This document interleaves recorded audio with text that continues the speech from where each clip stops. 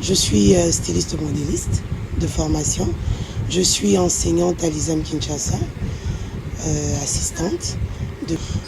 Ma manière à moi de faire, elle est simple. Je ne suis pas dans tout ce qui est sophistication. C'est vrai que de temps en temps, j'y touche, mais en gros, ma ligne à moi, elle est simple.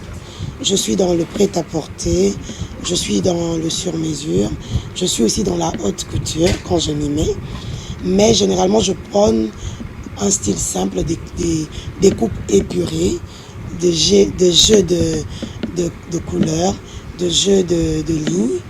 Donc, je suis vraiment dans un style épuré. Pour m'adapter au monde, à la culture quinoise, on ne peut pas faire sans le pagne.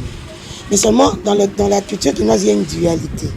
Il y a des gens qui sont 100% pagne et des gens qui sont 100% tissus européens. Alors, si vous voulez naviguer entre les deux, avoir le marché dans les deux poules, vous devez vous adapter au marché. Mais déjà, moi, je le fais par rapport à mon style. Je suis dans un mélange. Même mes pagnes à moi, je ne les coupe pas dans la culture congolaise où on cherche à faire des frioritures sur le pagne. Non. Moi, mon pagne, j'utilise généralement des coupes classiques. Vous avez des vestes classiques en pagne, des pantalons classiques en pagne, des robes classiques en pagne. Donc, je fais vraiment un alliage. Bon, l'histoire du wax, c'est déjà une histoire assez compliquée parce que le wax n'est pas africain, encore moins congolais. Il nous vient comme ça depuis 1842 avec l'arrivée de Diego Cao, le portugais Diego Cao, qui nous a amené le wax, qu'il a amené en cadeau à offrir au roi Nzingakovu. Parce qu'il était venu d'abord pour un premier voyage en RDC, il a trouvé les indigènes nus.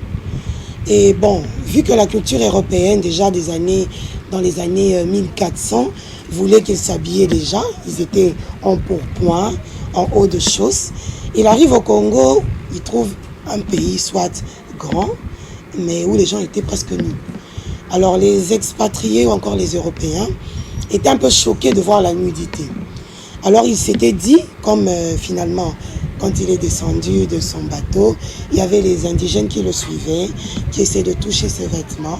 Il s'est dit de rentrer chez lui et de préparer cette fois-ci des cadeaux à offrir. Parce que vous le savez, je crois, avec l'histoire de l'humanité, que quand